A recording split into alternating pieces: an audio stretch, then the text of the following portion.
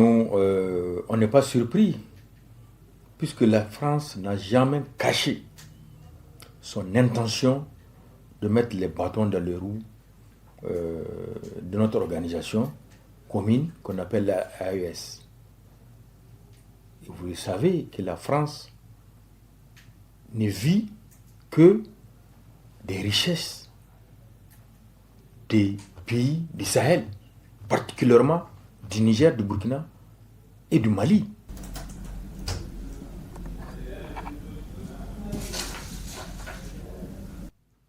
Il faut être vigilant à tous les niveaux, que ce soit au niveau des militaires, que ce soit au niveau de l'administration, que ce soit au niveau des citoyens lambda.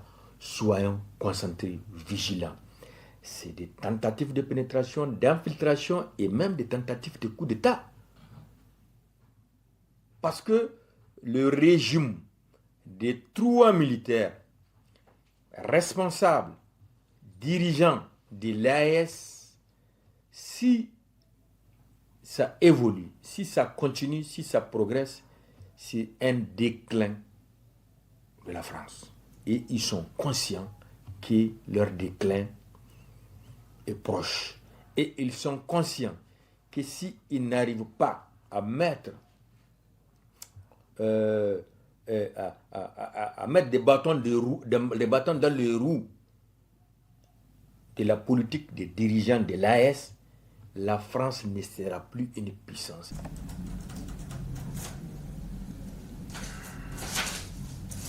La première action à chaud, c'est que vraiment, on n'est pas surpris. Dans tous les cas, c'est ce qu'il a comme projet. Macron n'a pas autre chose que la destruction maintenant.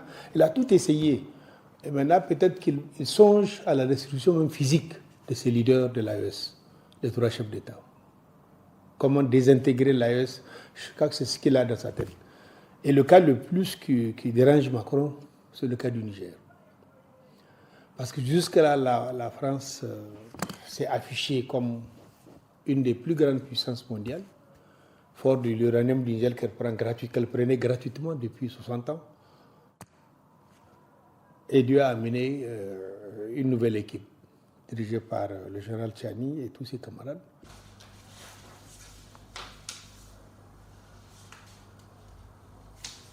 C'est une question de vie ou de mort pour lui, l'uranium du Niger et les richesses des États du Sahel. C'est une question de vie ou de mort. En perdant définitivement le Mali, le Burkina et le Niger, la France va retrouver sa vraie place dans l'Union européenne et dans le concert des nations. S'ils étaient 7e ou 10e de les richesses, ils vont certainement tourner autour de 70-80 maintenant.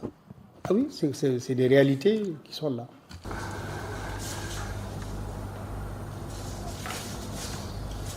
C'est un tournant de l'histoire de l'humanité. Et l'AES, si vous voulez, c'est le début, la renaissance réelle de l'Afrique. On a trop souffert, 3, 4, 5, 6 siècles d'exploitation, de vente même d'individus, à la tête négrière, colonisation. On a trop souffert.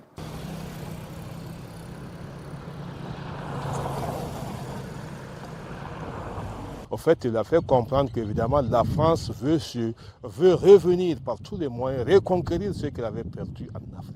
Parce que, comme je viens de vous le dire tout à l'heure, c'est tout à fait normal. Parce que tout le monde savait que l'uranium du Niger servait sérieusement la France.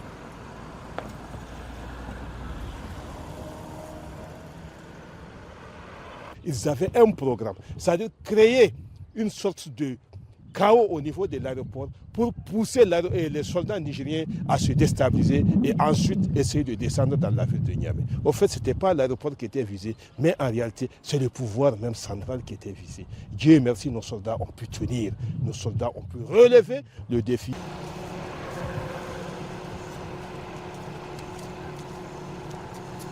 Donc nous demandons à tous les autres fils de ce pays, les dignes fils de ce pays, je dis bien, parce qu'il faut dire que ces puissances impérialistes, ils ont leurs valets locaux dans nos différents États. Et il va falloir vraiment que toutes ces personnes soient démasquées avec la rigueur de la loi et il va falloir les mettre hors d'état de nuire. Dieu seul sait qu'ils sont nombreux.